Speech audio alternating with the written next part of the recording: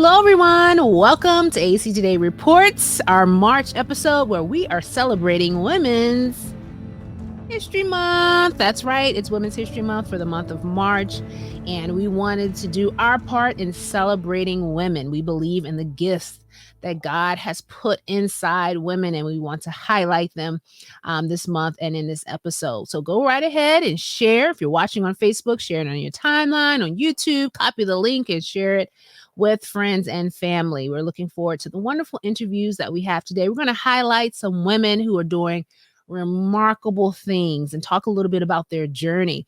We have our Ask the Pastor segment as well. You don't want to miss that question. And of course, Fitness with Faye is coming up at the end. And I do have some special announcements at the end of the program as well. So please sit back, relax.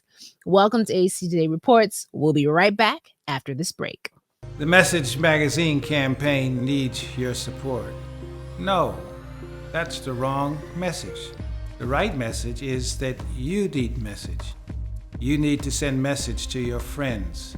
You need to send message to your family members. You need to send message to your co-workers.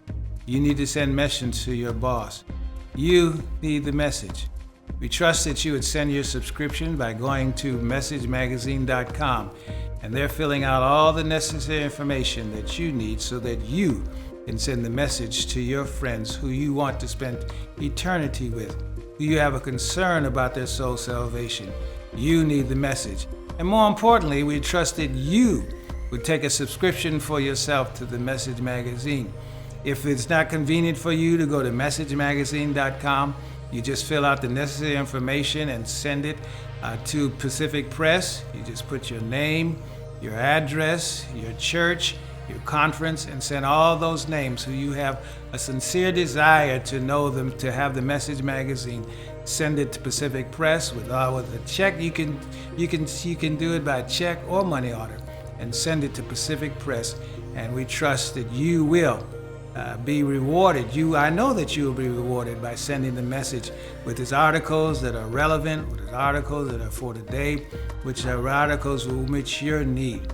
So you need the message, and we trust that as you are in this Message Magazine campaign, that you'll do all that you can to share the message with those who you love. Thank you very much, and God bless you.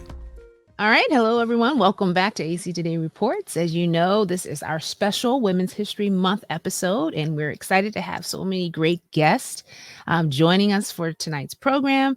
And I'm going to introduce our first guest. You may recognize her, you may not, but she's part of the AC family. We're going to bring her on now. Hello, Dr. Cavena Griffith. How are you? I'm well. Thank you for having me. Thank you. Thank you for being here. For those who may not know you, just tell us who you are, maybe who you're married to, maybe the church that you come from in AEC, all of that good stuff.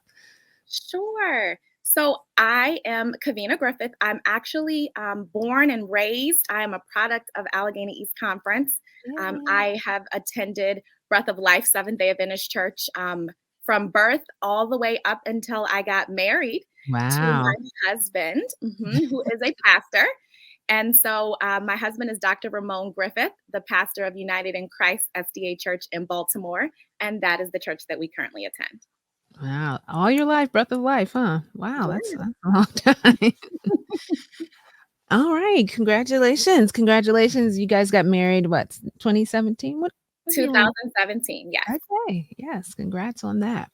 All right. So we're talking about, we're highlighting women, and oftentimes, especially within the context of the conference, a lot of times our pastors are, we lift up our pastors, we talk about our pastors, but there's some great women standing beside them. And this is an opportunity to highlight some of you. So just tell me, I know you're in education. For those who don't know, Dr. Griffith is in education. Tell us when you first knew that education was something that you wanted to do as a career. Sure. So I am the daughter of an educator. My mom was my first educator. She was my pre-K teacher, and she instilled a love of learning and excellence for me. I learned so much from her, and she actually went on to be my 8th grade history teacher, which was not as fun. as pre-K when your mom is your middle school teacher. But all throughout my childhood, I wanted to be just like her. And so Mm. I had my dolls lined up and I would teach Mhm. them and grade them. And then when I got older, it would be my cousins that would, you know, resistantly, but they would cooperate with me and participate in my lessons, and I would give them grades. And I just knew that this is something that I wanted to do, but Mhm. I wasn't sure exactly how I Okay. wanted to work with children. I knew I wanted to, but not sure which capacity. And I attended Oakwood University, and I was Yay. a psychology major there Oh. and thought that I wanted to be a child psychologist until I Mm. had an internship at a Mm. school for children with autism. And Mm. something clicked there for me. And I said, I'm good at this. I really like this. And I went on to University of Maryland for a master's degree in special education. And that was how my education journey officially started. I love that, and see, that's why those internships are really important. Trying to even my daughters are not quite at that age yet, but I try to even tell them now, like, when you get to that point, always take advantage of those internships because, like, for you, like you said, that was when you really honed in on exactly which area you'd like to be in. And special education, Mhm, that's such an area that needs more support, and, so that's great, that's awesome. certainly. Thank you. So now how long, have you? Because you recently had a promotion, we're gonna talk about that.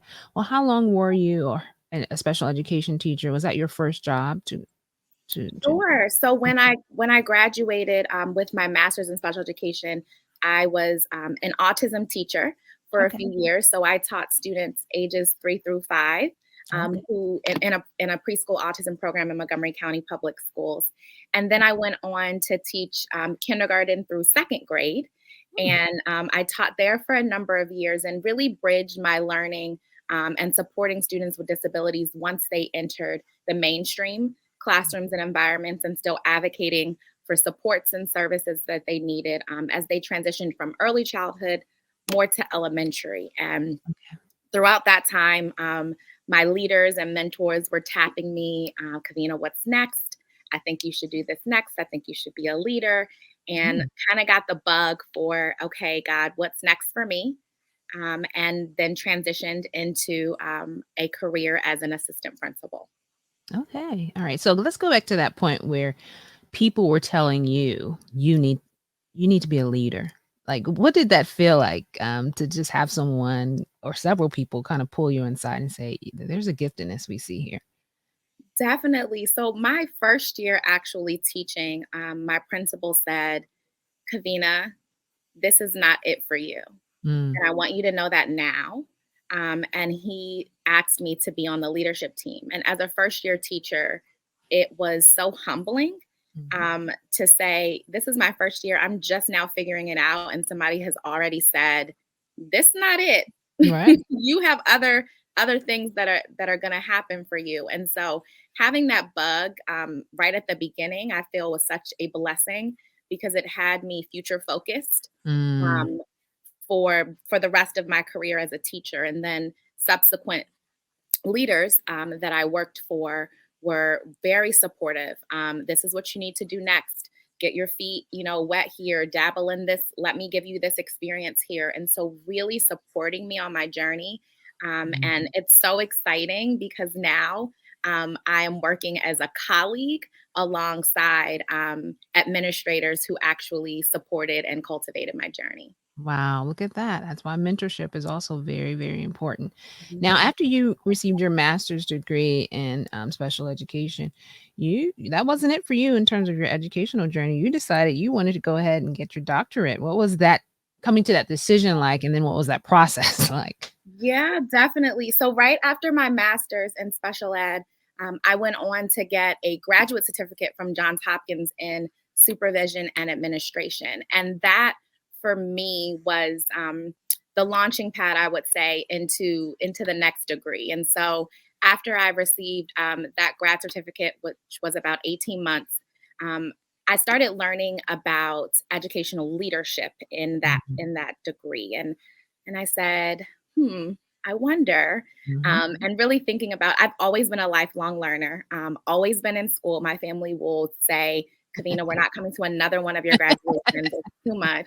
Um, but I really wanted to be able to culminate my journey with a terminal degree. And I Mhm. looked into local programs and decided to attend Bowie State University Okay. for a doctorate in education, and that would be Awesome. educational leadership. And the journey was interesting. It was I'm sure. interesting. And so it's nothing like anything you think it will be. And this is for Mm. all of you who are interested Think about it, in yep. starting the journey, but so rewarding because you get Mhm. to really take ownership of your learning and your leading. Um, Mm. with the coursework, of course, there are courses that you have to take, comprehensive exams that come after your courses, that will test you on everything that you've learned over the years Wow. in your coursework. And then you're writing and defending a proposal. And so you have to propose to your committee the research that you would like to conduct. And once you're given the green light for that, then you have to take that to the institutional review board to get Mm. their official permission. You conduct the research, you write some more, a lot of late nights, especially if I'm you're doing sure. this in a full time career like I Mhm. did. And then you're defending your final dissertation at the end, which is your work. It is your contribution to the world, it's your contribution to academia. It's not your life's work because Right. you'll continue to work, Mhm. but it is yours. And it's something that I was very proud of. My research was on Black elementary educators Oh, and their experience. good. And it was very personal for me because I am a Black elementary educator. And Right. so, really taking ownership and pride in my work was very important for me and carried me through. And so, I defended my dissertation in December 2020 in the Yay. height of the pandemic. Mhm. And so that was a journey all in Yeah, itself. I'm sure. But Talk about overcoming challenges and yes, obstacles. that Yeah. was such a journey, and, but I'm so glad that I did it. I'm so glad Mhm. that I did it.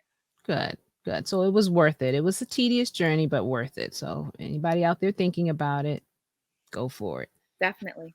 So, you seem like a woman who likes to continue to build those milestones in life. And so after getting your doctorate in 2020, then this year you recently had, I guess we call it promotion. It would be a promotion into a new role. Tell us what you're doing currently. Sure. So on February 8th, I was appointed principal of a brand new elementary school that is being built in Gaithersburg, Maryland, which is in Montgomery County Public Schools. So I've been a month in as a principal of a brand new school. So Mm. construction is going on, it's being built. It's a state of the art facility, 3 floors, and we're going to have an amazing time, and I'm so excited. Yes. Now, what is it like taking on a new school? It's one thing when you're stepping into someone else's shoes and just kind of keeping things moving along, but a new school, what is what has that been like? Like, I guess it's a good thing because you can kind of set the vision for what the school will be. How has that been for you? Just kind of processing that. Definitely. So setting the vision is important. Hiring staff. And so I Mm, get to hire every single staff member who works in my building. And so wow. that's teachers, paraeducators, secretaries, building service, et cetera. And so really making sure that my vision is clear in terms of the staff that I want to have on board to support excellence.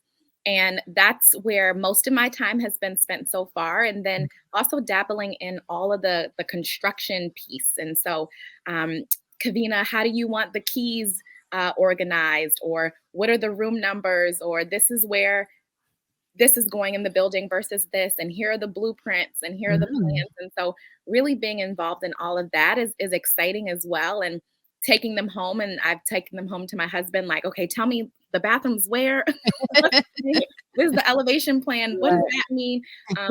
Really being involved in all of the processes and already meeting with our parents and our community, our students. That's really been important for me because we are building a new family.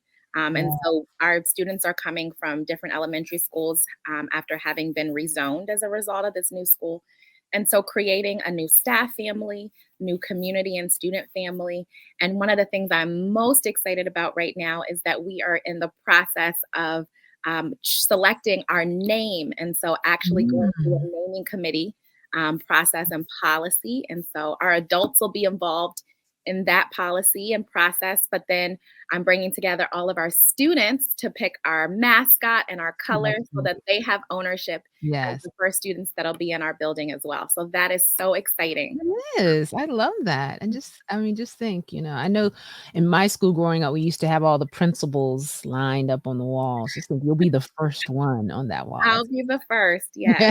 Yes. That's awesome. So maybe there's someone who's in college or a young woman who's listening now who know that they want to go into education and possibly be a principal like you. What would you say to them is most important in terms of getting to that, from that idea to it becoming a reality? Certainly. I will say that there are people who have come before you, Mhm. who have paved and prepared the way for you. Um, be a sponge, soak up all the knowledge that you'll receive, relish every relationship along the way. They're all lessons, good or bad, they're all lessons and they're all life learning experiences. Mhm. Find a mentor and find a few mentors. And so Okay. when I say a mentor, that's your go-to person. Like I go to you for everything. I pick your brain. We talk often. But then a few mentors, and maybe even in different roles outside of education, but also leadership roles that you can check in with and they can check you. That's Mhm. very important and humbling. Yes.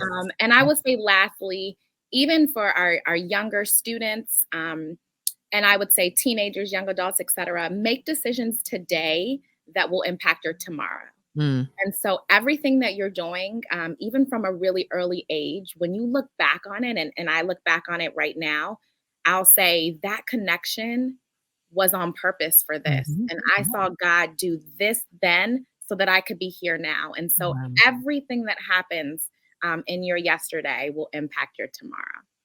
Awesome. Great advice. Great advice. So we know that you're just not one of those people that settles into whatever is happening. You're always looking to move to the next level. So what are some of your future aspirations? What is Dr. Griffith looking to next? Oh dear. So I am so blessed. I feel like I am currently living my dream. Mm, I am a principal. I am still teaching. I'm an adjunct professor at Bowie State University. oh, And so I nice. get to teach students who will become teachers. That's very exciting for me. Yes. I do educational consulting and I'm able to support our conference. I serve on AEC's Board of Education. And so I feel like I'm just living my dream. I'm doing everything that I have ever wanted to do. That's And awesome. so I'm waiting for God to tell me what's next. And I know Mhm. that He will. But right now, I am content in living my dream. I love that. That is awesome. And congratulations on everything that you have accomplished. You're certainly an inspirational woman. I hope all women out there will be inspired by your story. I love seeing us just do great things. And this is a great classic example of that. So may God continue to bless you in your journey because I have a feeling that, there's even more in store for you in the future. Oh, thank you so much, Latasha. Thank you for having me. No problem. Thank you for being with us. All right, guys, we hope you enjoyed that. We will be right back after this short break. Psst. Hey, you. Yes, you over there. I have a couple questions for you. Are you frustrated with your video problem during Zoom calls? Or maybe you're considering buying a new computer, but you don't know your options. Perhaps you want to grow your online ministry and you need a little guidance. Well, if you got questions, we've got answers. And who's we? Why, the AEC Tech Forum, of course. Join us every other Tuesday from 6 to 7 p.m. Eastern Standard Time for our bi-weekly Tech Forum, hosted by the AEC Media Director, Charles Williams, beginning January 25th. Email questions to AEC Tech Forum at aecsda.com. I hope to see you there, and bring those questions. Welcome back, everyone, to AEC Today Reports. And this is our special Women's History Month episode. We're really excited about the wonderful women that we have the opportunity to speak with this evening. And our next guest, I'm happy to bring her on at this time. And that is Miss Jayne Johnson. How are you? Hi, doing good, Tasha. Here. Yes, happy to have you here. We always like to check in with our guests. How have you been? I know we're still in this pandemic, hoping to come out at some point, but how have you been managing over the last couple of years with all of this going on? Well, thanks first for having me. This is an awesome opportunity, and I'm really excited to join. I've been taking it day by day. I think you try to find the good, try to find the silver lining in this. I think sometimes the ability to slow down and kind of, reset has been helpful. But it's been a bit exhausting on the other side of it too. Right. So. Yeah, it has been. You got to be real. We got to be honest. Yes. I know you're managing. And for those who may not be familiar with you or your church, we had Dr. Cavena Griffith, who, Pastor Ramon Griffith's wife, on with us as well. And so we also have another, this wasn't even intentional, but now we have another pastor's wife. Tell everyone who may not know who your husband is and which church you all pastor at. Sure. I married my college sweetheart, Al Johnson, who is pastor of Metropolitan SDA Church in Plainfield, New Jersey. Yay, college sweethearts. I feel like I remember you guys too at Oakwood. I feel like I remember seeing you guys in the parking lot or something. Like I had that visual in my head. So that's kind of cool. All these years later. So welcome. And we are celebrating the great accomplishments of women. And some may have seen the article in The Visitor, and I know we put some things on AEC's Facebook, but you're doing some great things, which we're going to talk about soon. But I wanted to start off kind of when you were a little girl, because, we kind of want to inspire the young and upcoming women as well. How did you know, or when did you know where your passions were in terms of a career or profession? Like, how old were you, and what was that process like for you, knowing like what you wanted to do for your life work? I think growing up, one of the things that my parents did for me that I think really helped to expand my thinking and expand like my options of what was even possible was really kind of giving me like separate assignments. So even if school, we didn't have book reports or people to read about, they would have me read about Black achievers, even just folks from different walks of life. And so I usually had like some kind of weekly book report, is probably as early as like third grade that my parents had me. Oh, wow. You really got it. Yeah. But the cool thing about it, I think, though, is it did open me up to people like Barbara Jordan, she was one of my favorites, I think, early on, who was a legislator and was like head of the Texas Assembly for a period and had like a temporary like assembly speaker position. So it got to give me an idea of what it looks like for women, Black women in legislation. And I think that gave me some window. I didn't have a complete concept of what that was.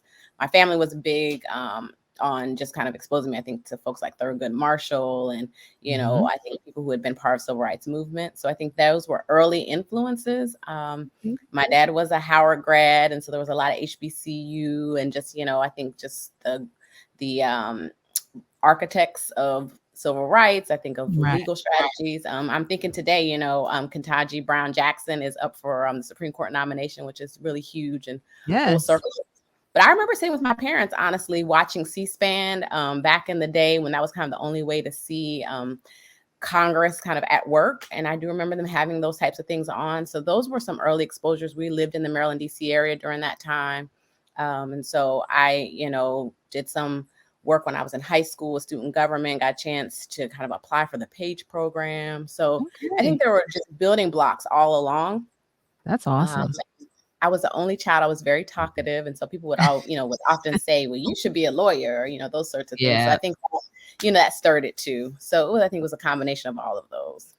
Well, that's great, though. It's kind of good to see that a lot of it had to do with what you were exposed to as a child. Sometimes people don't even watch the news with their children. You never know what your children are picking up and where their interests may lie. So that's pretty good that you kind of knew you were drawn to like government and legislature at that age. And so that kind of helped you chart your next steps. I know you talked about some of the things that you participate in. So when you went to school, like what was that? You knew your major was going to be what? Political science? Was that your major? So that's interesting. It actually was English. Okay. And Oakwood developed the international studies program, and I did like a poli-sci minor, and I ended up converting to I was one of like the inaugural students of the international studies program. One of our mentors was really recruiting us hard to try to get, the numbers. And so it worked out well because I ended up doing a Adventist college as a broad semester and had like a French minor. So those were all combinations. My dad was in the military, so I had traveled and spent like a summer in Korea with him, and had been able to travel. And that was also really great exposure to help me, I think, just recognize what I wanted to do with law. I think early on, I really always wanted to do something different than I think what we saw on like, at that time for me, it was like LA Law or something. Yeah. Legal shows. Kind of dated myself. But that really wasn't my interest. I always kind of had like an advocacy push, and I didn't know what that looked like. And I think, when you go to law school, coming out of undergrad, we kind of had to kind of create our own LSAT prep. We really didn't have anyone that was formally guiding us. It was a group of us who kind of got together and like, what do we have to do? How does this work? Eventually I think there was a program now that I think is amazing that Dr. Burton is doing there at Oakwood. But, in a lot of ways, even for those of us who had family members who may have gone to grad school, we really didn't have necessarily mentors that had been lawyers. It was a little bit later on that I really started to get like legal mentors. And so that whole process of what it looks like to prep for the, the LSAT, which is the admissions test, and the type of courses even that you're saying. And one thing that I recognize, I don't know if folks always realize, one of my classmates was a math major at Oakwood, and she went on to law school. And so I think sometimes you do feel like you have to take, one of those, history or poli-sci or pre-law or whatever that might be. But really, law is in every aspect of life.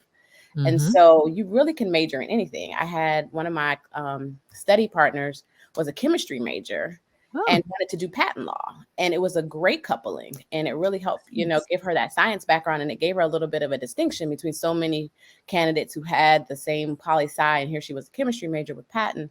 And so it really worked to her advantage. So for those who may be interested in law and not quite sure if that's what you want, and you still have an interest in something else, I mean, you could major in anything really in undergrad and still take and go to law school. I think sometimes it's good to take certain courses, as your electives that could help prep you, but there's no, kind of cookie cutter. And I think I'm learning that. I was very much follow one step to the next type person. Over time, I think in hindsight, I'm learning, to be much more fluid. And so, kind of one of those pay it forward type of things. I would just really encourage folks to just, not necessarily box yourself in. Great advice. Great advice. I mean, that's the kind of advice I think I needed, and you recognize maybe you need it too. But now that it's good to be able to go back and share that with other people who may want to follow a similar path. So let's get to the point. This big highlight we saw, the headlines were flashing, new director for the Office of Equity for the state of New Jersey. And I was reading the article when I first saw it published, and I was like, wow, this is actually a new department. It's not like you're just taking on this role. You're actually developing this department, which in and of itself is a feat. First of all, what was it like to be appointed to that role? What were those initial thoughts? It was really kind of out of body because it wasn't something, because as you described, it was developed. There was no real process. There was no, posting. So it really was something that literally I really feel, God manifest and directed me towards. And so there was a piece, because you realize that this is not of your doing. And so this must be God. But there's also, just that sense of, you want to do this in a way where you're setting, a foundation that that, folks can build on. So there's a sense of heaviness, I guess, of that, and a sense of weight. But it's exciting. It was, I think it was lots of emotions all at once. It's very exciting. One of the things I love is it's very fulfilling. It's really right in line with what I wanted to do with my career and the work that I wanted to do. So it was really just God sent, because I think as we're discussing a little bit, there's been places in, I think, my career where I was doing things kind of as expected, but they weren't rewarding.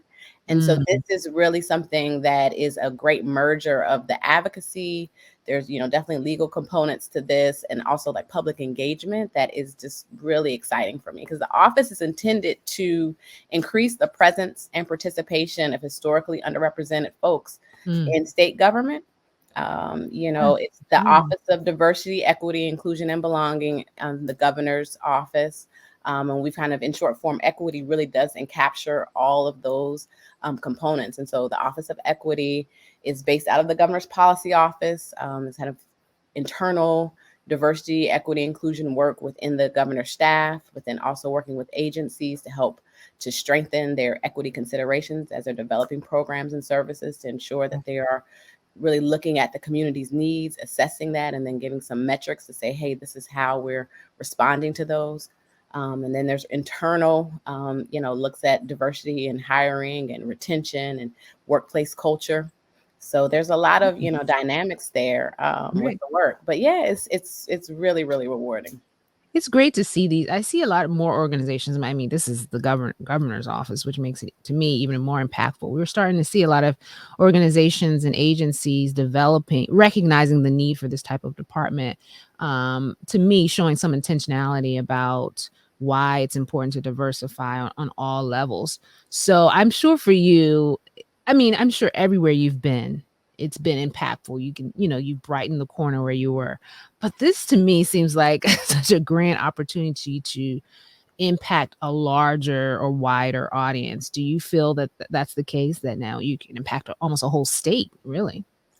Yeah, there's 9.3 million people in New Jersey, and the governor's really setting out to ensure that New Jersey is the opportunity state. And so that means extending access and opportunity to folks that haven't, had that to the degree that they should. And so that is very exciting.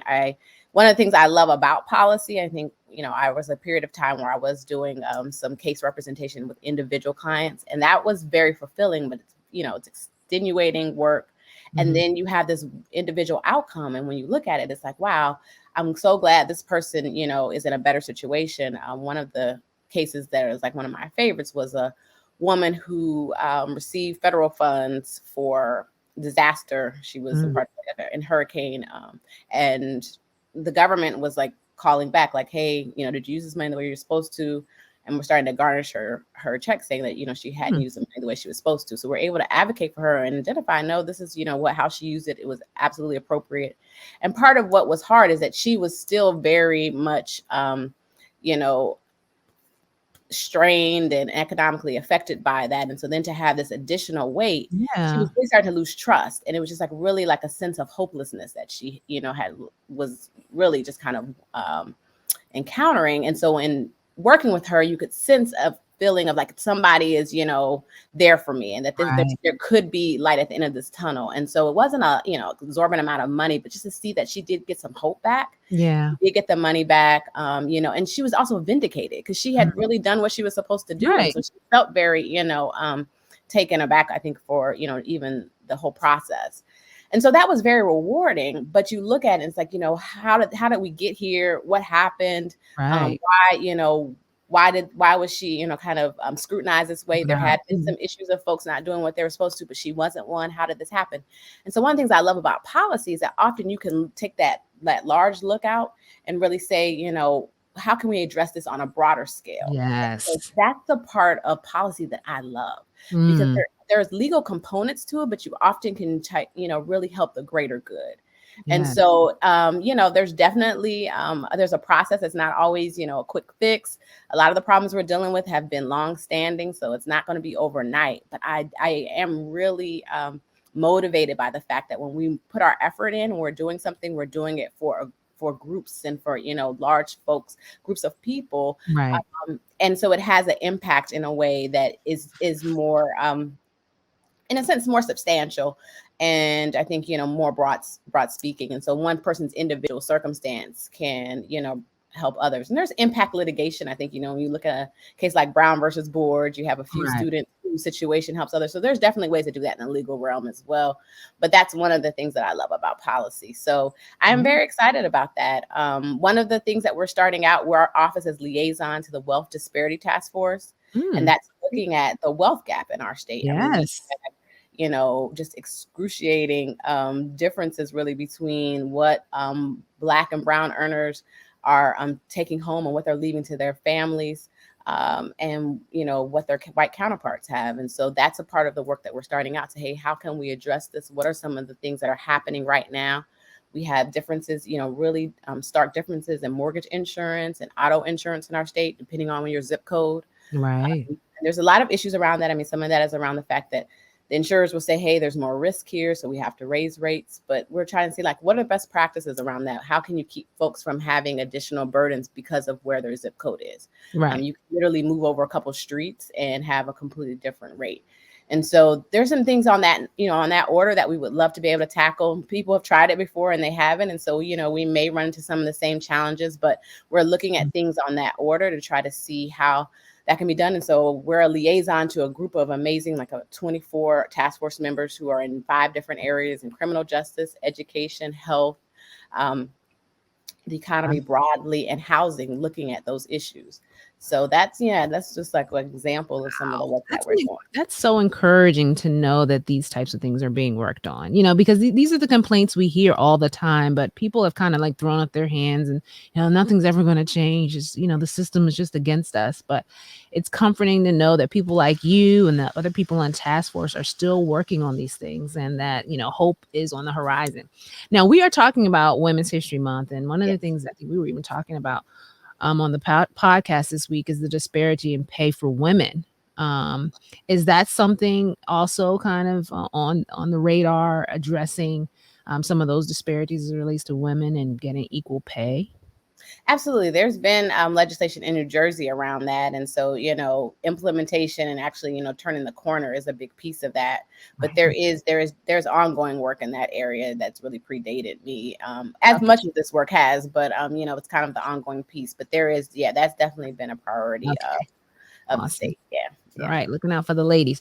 All right. So wrapping up, because I don't want to keep you long, but women in leadership. I mean, anytime women take the reins of something, particularly an important department like this one, there can be some challenges. How have you kind of navigated your leadership role, and particularly being female? And I'm sure you're working with several male counterparts. And how do you navigate that, a woman in the space? I think that's kind of inherent to the work that we're doing, because I think it really is dealing with power, and, whether it's, diversity, whether it's inclusion, with belonging, it's really, working and addressing power dynamics. And so those are, they're strongholds that take, some really strategy and I think intentional efforts. And so I think on a broad scale, I think we're looking at from the office, but I think, on a day-to-day type of approach, I think one of the things that I've found has been helpful is really kind of talking around things that are common themes, in a sense, because I think often in kind of redirecting, because I think sometimes it can become personal. We kind of lose focus of what we're all, engaged to do. And so I think, whether it's, with a male in the office or a woman, I think a lot of times it just kind of hopefully stay on message, because I think there's a lot of power dynamics of kind of gatekeeping in government, no matter, what the dynamics are. And so I think that's been something that's been helpful, is really trying to redirect and bring this, like, well, what do we have in common? What's our common goal that can help us to advance things? I think the other part is just, mentorship and just talking with folks who have already done this work. We have an amazing lieutenant governor who was the first Black elected in the state, in state government. We have our Cory Booker, who is our state, our U.S. representative in Congress, and our state senator for the state of New Jersey. But she was our state assembly speaker, and now our lieutenant governor. So she's a great mentor. There's so many throughout state government that, you know, I really do try to just hear and listen from and just experience across the board. But I think, you know, you can definitely kind of gain wisdom from folks who have done this and navigated this successfully. And a lot of prayer, really. Yes. Seriously, you know, you just really have to give each moment really over to God. And I think the concept of faith, of being able to believe what you can't see, is something that I really hold on to each day, because there's so many things that if you were to look at what is, you could get daunted. You could feel like it's too much, you know, you could feel stymied, but you really do have to believe in what you can't see and know that God is able. And Yes, he is. So that keeps me going. Awesome. That is so encouraging. And just like you have all of these women that are mentors for you, you are mentor for other women, young women who want to do kind of this, follow the same path that you have taken. So thank you for being a trailblazer. And we are so proud of you and everything that you're accomplishing. It's comforting to know, like I said before, that someone like you is in a position like that has the ability to make so much of an impact for so many people who need it. And the advocacy that you all are doing in your department is just admirable. So thank you so much. Well, thanks, Tasha. Thanks for all you're doing and all of the work that you're getting out. I think in this age, it's been amazing to see the great work that Allegheny continues kind of to lead the mark and, you know, just taking advantage of this digital space. So really proud of that. And thanks for the opportunity. So glad to celebrate, you know, Women's History Month with you. Awesome. Thank you. Thank you for taking the time. I know you're a busy lady, so we appreciate you. And we'll catch up again soon. Awesome. Okay. All right, everyone. We'll be right back after another short break. Hello, everyone. I'm Latasha Hewitt, Communication Director for Allegheny East Conference, and I'm so excited to share with you about our upcoming Connection and Ministry Communication Conference, which we call CAMCON for short. This year, we're focusing on maximizing your hybrid ministry. It's rethink, revise, reset. We have so many great presenters coming up, and we'll be sharing more about that in the coming weeks. But right now, I want to talk to you about our CAMCON Awards. This is our opportunity to celebrate communication excellence that's happening in our local churches. And we want you to be a part of that. We have some of the best prizes. The dollar amount has gone up a little bit. We want that money to go back to our churches so that you can continue to do the ministry that you love. Are you ready to hear the categories? All right. Number 1, Best Church Stream. Your church has a stream that you are proud of, a nice flow, nice and smooth. The audience is engaged throughout start to finish. We want you to submit your entry for the Best Church Stream. Number 2, Best Hybrid Ministry. We all know the world in which we're living in right now. We have a virtual audience and we have an in-person audience. We want to award the church who is finding the best ways to make sure both audiences are engaged and getting the ministry that your church is putting out. If you think your church is doing an excellent job at that, please submit an entry for that award. All right, number 3, Best Church Video Production. If your church is producing some awesome, crisp, clean videos that help get messaging out about what your church is doing or highlighting some of the things that has gone on in your church, we want you to submit your entry for the Best Church Video Production. Number 4, Best Church Promotional Campaign. If your church has had an event where you've maximized out social media, your website, videos, getting the word out, and you put that all together to put a nice campaign package, we want you to submit for number 4 category, Best Church Promotional Campaign. All right? And last but not least, number 5 is our version of Shark Tank, CAMCON Shark Tank. This is an opportunity, particularly for our small churches, to share with us what you would do if you were given a cash prize. How would you invest that into your media ministry? You have a 30-second video that you need to upload explaining exactly what your church would do with the money. And then we will judge and you will find out who the winner is at the end of our CAMCON conference, which again happens April the 26th through the 28th. While you're on visitaec.org, go to visitaec.org/CAMCON Awards and submit your entries, and then go to visitaec.org/CAMCON to register for the conference. We're ready to rethink, revise, and reset for CAMCON 2022. We'll see you there.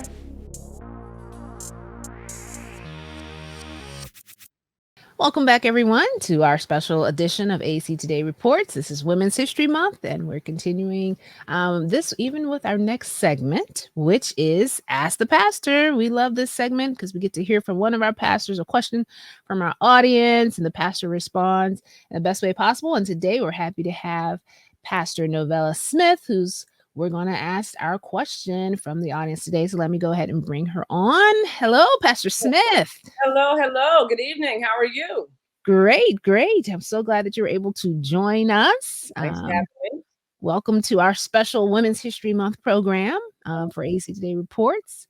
And so a lot of new things have been happening with you lately, Pastor Smith. I think the last time we spoke, maybe was it before ordination or maybe after that, but anyway, ordination is behind you.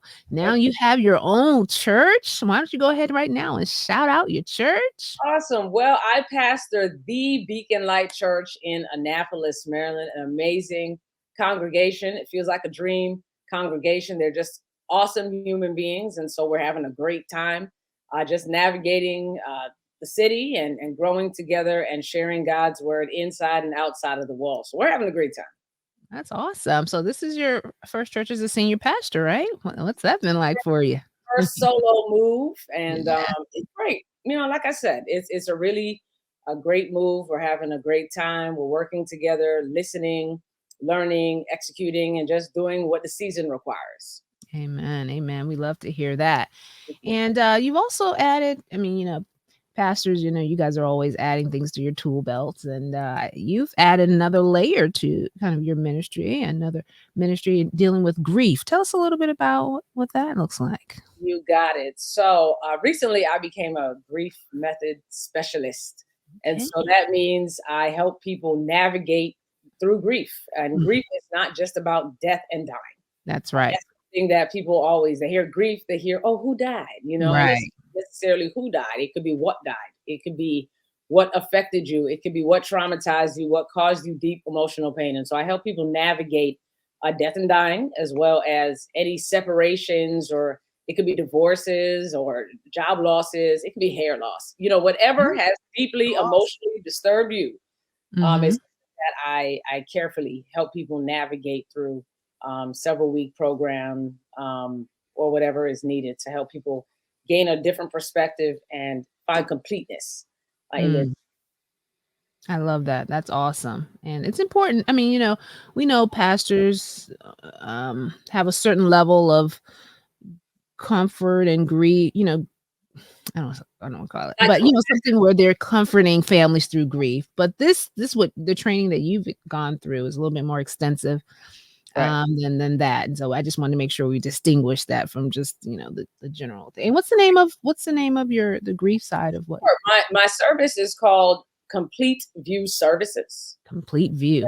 A lot of the times people try to find closed doors. They want to close a door. And I'm like, you don't want to close the door to your granny who died. You love granny. Or do you really need to close the door to the job you loved? Or even if you didn't love it, you still learned a lot.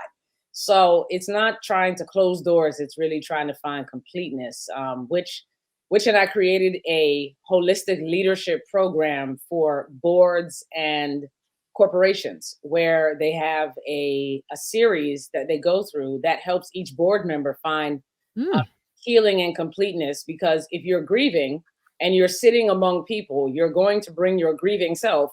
That's right. This meeting, and you're not able to make clear, sound choices. And so I was blessed to be able to take my nominating committee at Beacon Light through that.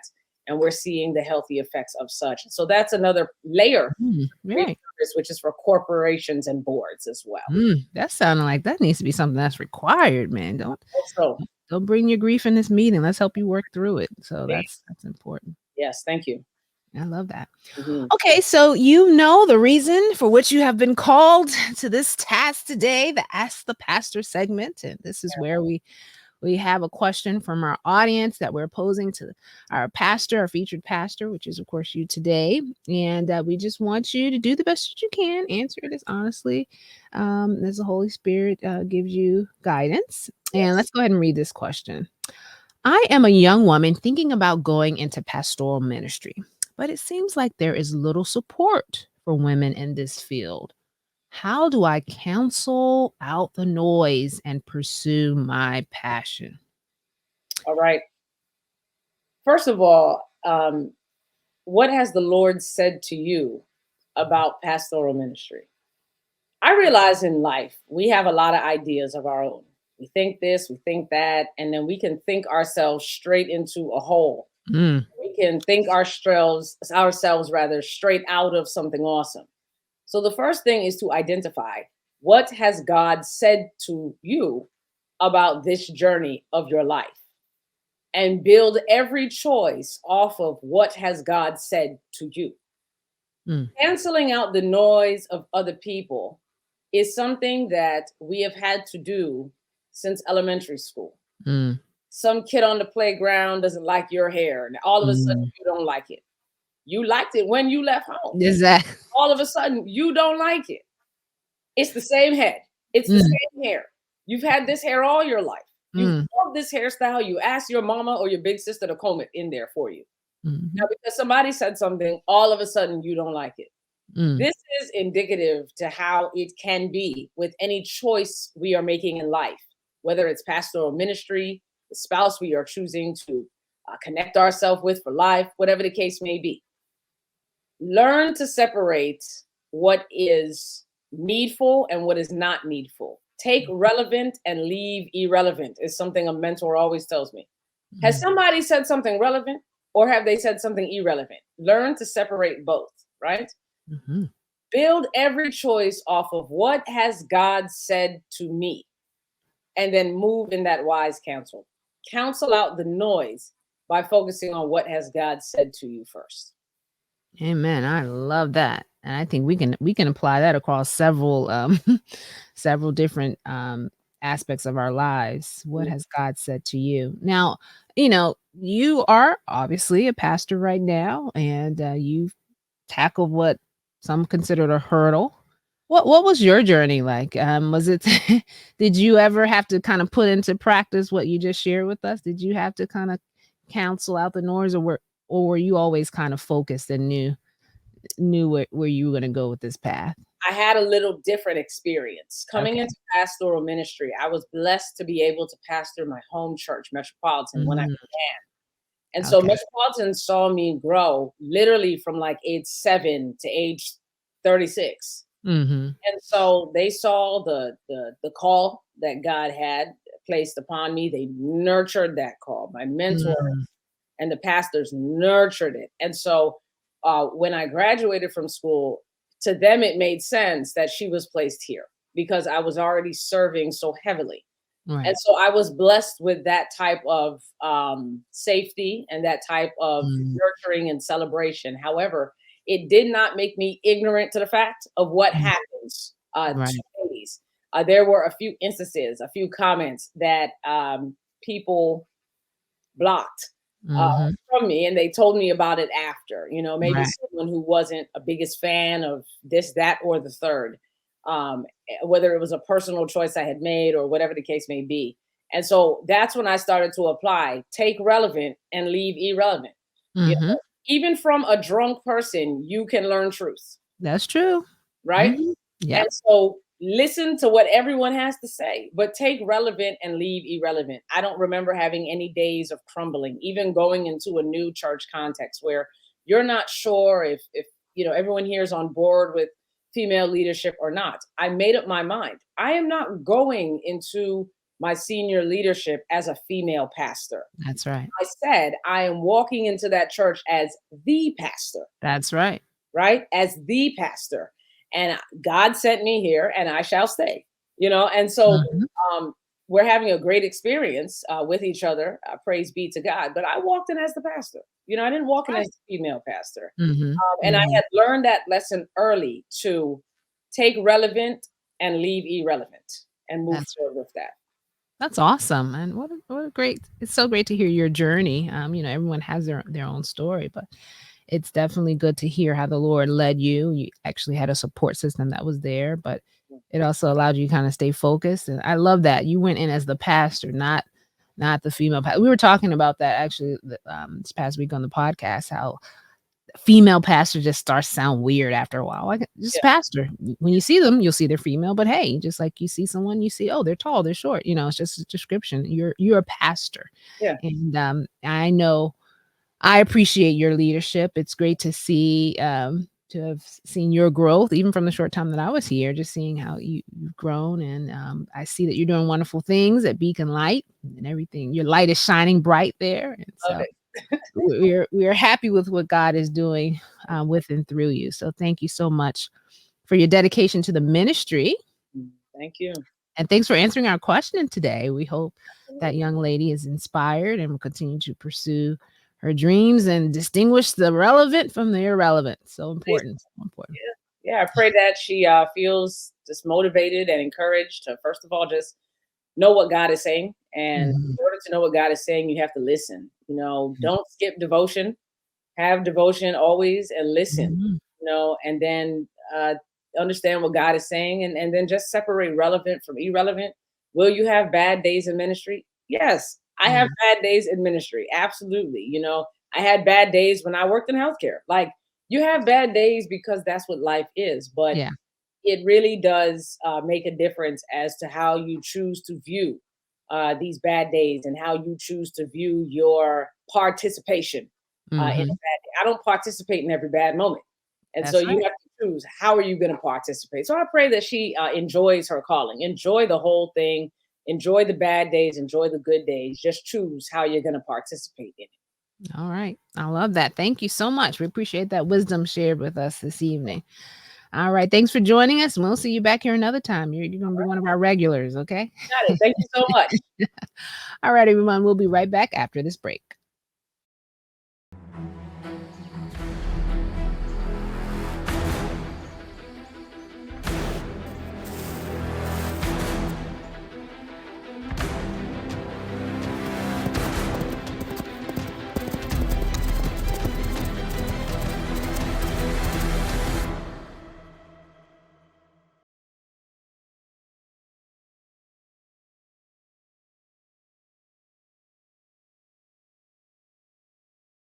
All right, everyone, we're back with AEC Today Reports, and this is our Women's History Month episode, and we're going to keep that theme going right along with our next segment, one of our regular favorite segments, and that is Fitness with Faye.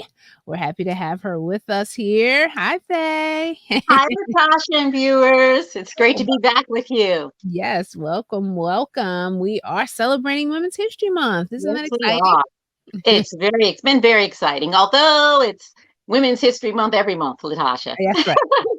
Right. Truth be told, yes. Yes, absolutely.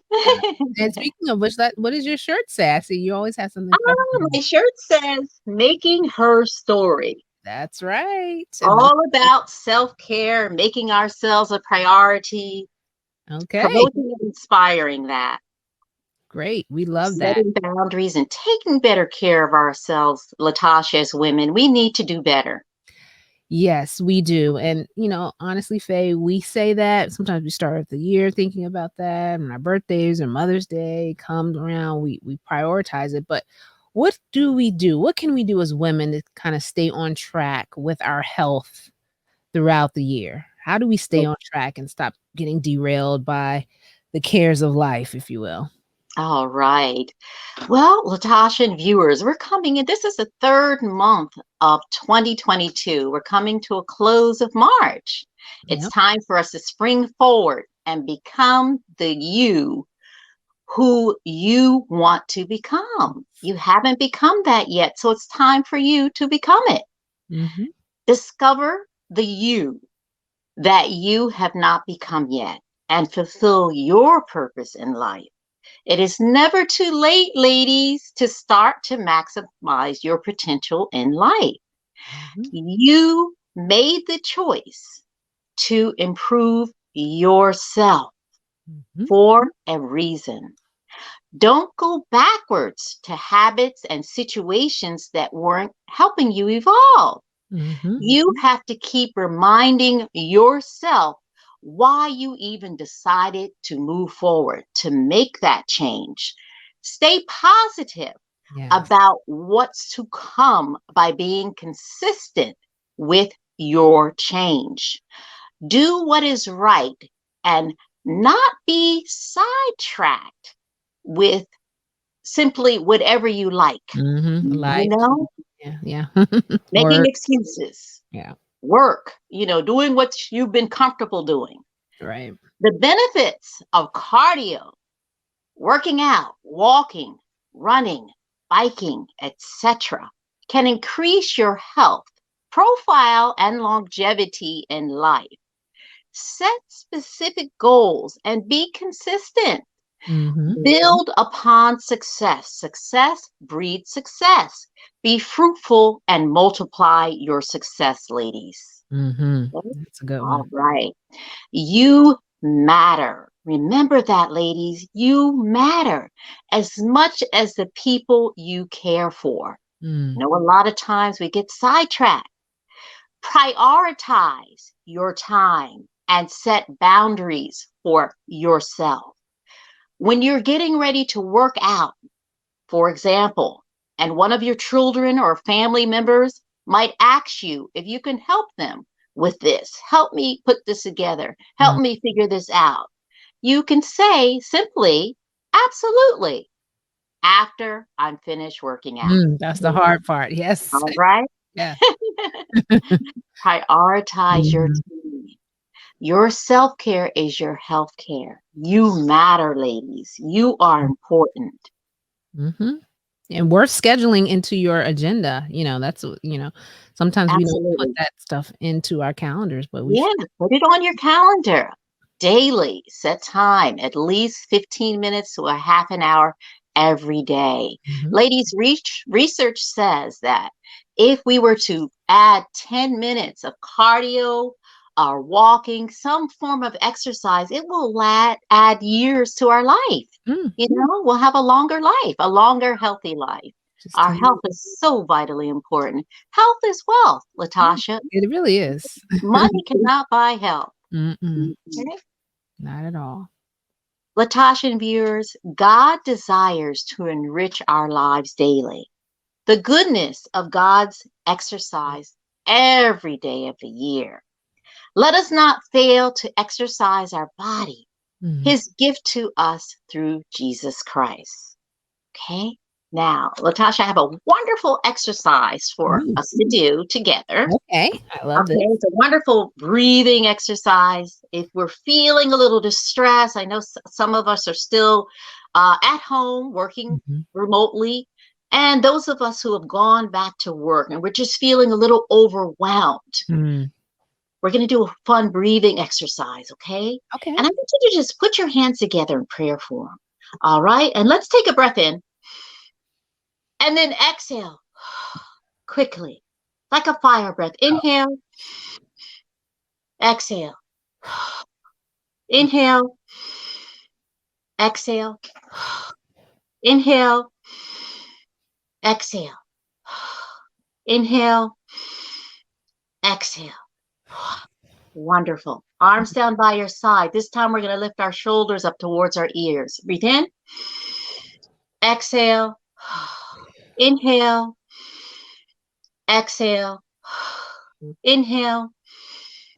Exhale. Now give me 5 quick inhales, exhales. Okay, inhale.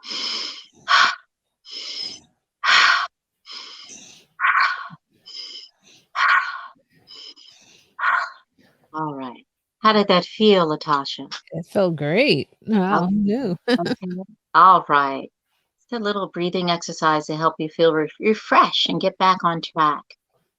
Okay, so ladies, prioritize that time, calendar the time. Just like we make appointments, those doctor's appointments, we make time for important meetings. We wouldn't want to miss that important meeting. We're going to make sure we attend that meeting. Attend your exercise, attend your routine, attend to those goals, attend to yourselves, attend to your self-care. Okay? Pick up those lightly weighted hand weights or exercise bands. And if you don't have them, use water bottles or cans, Yeah. Let's just get it done. Get it done. Important No to be excuses. intentional. Yeah. Be intentional. Make Have it these things intentional. around you at your desk so that Absolutely. you can't help but pick it up when you're in a Right. meeting, maybe even under your desk, you could be doing arm curls or something. Absolutely. And also, while you're sitting at your desk, you can pick your feet up and down and march in place and kick your legs out straight in front of you. Lift your feet up and down. And those of you who are sitting down for 7 to 8 hours a day, I want you to get up every hour and walk at least 10 minutes. You're on your feet. You can still look at that computer and pick up your feet and use your fingers working on your keyboard, but keep your feet moving. Keep your bodies moving. Yeah, so that's important. Every hour, 10 minutes a day. Very good. I mean, I know sometimes when I'm at my desk or I'm at a meeting, I don't even realize how much time has passed.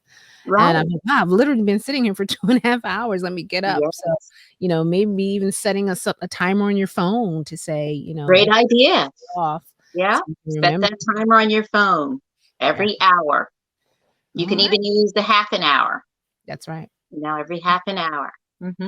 This is great, Faye. I feel motivated. I feel like it's amazing how much we have to be reminded to prioritize ourselves, to know that taking care of ourselves is just as important as helping our children with homework or attending an important work meeting. So absolutely appreciate you reminding us of that.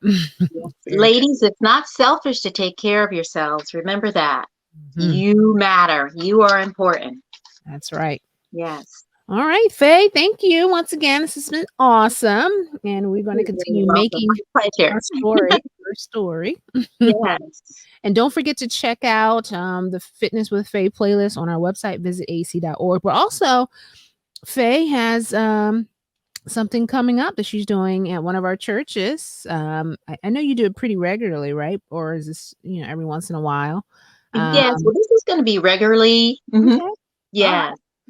So on Sunday, March the 27th, you can join Faye live and work out with her and the rest of the team or the rest of the people from Southwest Church or anyone. The information is also on our website if you want to check that out and make sure you jot down the Zoom information.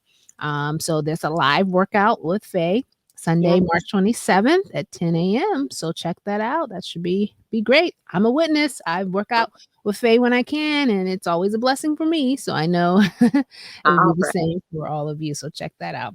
All right, Faye, we're going to keep moving, keep prioritizing ourselves, and make sure we don't get distracted by the cares of life. Thanks for the reminders today. Oh, you're absolutely welcome. Okay. All right, everyone. We'll be right back after this break. All right. Take care, viewers. Stay on the move. That's right. Okay.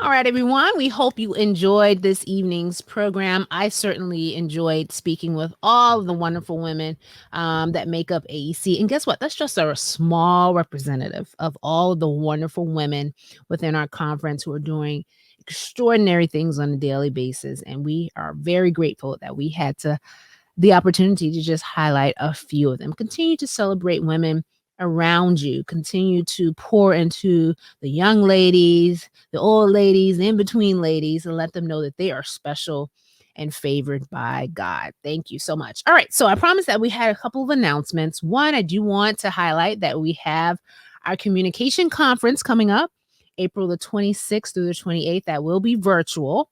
But we do have our CamCon Awards. So if your church is doing some remarkable things with the stream or videos or social media, or if your church is in need of funds to kind of put some change behind a project that you all want to do, you want to submit your church to be considered. And you're going to go to visitaec.org/CamCon. And we'll put that on the screen for you. Visit aec.org/CamCon. And don't forget to sign up for our CamCon conference, which stands for Connection and Ministry Conference. We believe that communicating God's word is about connection and ministry. So check that out. Now, the next thing I wanted to talk about is camp meeting. Yes, we know camp meeting is coming up in June. I wanted to make sure we're very clear that it starts Sunday, June the 26th. So it starts on a Sunday evening, and it will be virtual through Friday, July 1st. So Sunday through Friday, it's going to be virtual online. We'll share with you the schedule. You'll be able to view as you have done in the past few years. But on Sabbath, July the 2nd, it will be in person on the grounds in Pine Forge, right under the pavilion. And there will also be programs for children as well. So you don't want to miss out. You want a little taste of camp meeting, being back on the campus. Sabbath, July the 2nd will be in person. But for the rest of the week, Sunday, June 26th through July 1st, it will be virtual on visitaec.org. Wherever you're watching here now, Facebook and YouTube, it will be there as well. We'll continue to share more about that in the coming weeks, the speakers. Our theme, as you can see there, is more than conquerors. And a lot of us have conquered a lot of things, particularly during these past few years of a pandemic. And so we have a great theme, great speakers. Camp meeting is just going to be everything that you could imagine and more. So we're looking forward to that. We just want to make sure you're clear that it's virtual Sunday through Friday and then in person on Sabbath, July 2nd. So help us spread the word. Make sure people fully understand what's happening with our camp meeting. We would hate to see people arriving on the grounds when no one will be there. So please help us spread the word about camp meeting being virtual Sunday through Friday, and then in person on Sabbath. I think I've stressed that enough. Okay, great. We appreciate you working with us to make sure that word gets out. We're really excited about what God has in store for that. And well, as always, we thank you for joining us for our program, AEC Today Reports, and we'll be back again next month with another episode highlighting some of the wonderful things going on in our conference. Until then, please be safe and continue to check out our website at visitaec.org.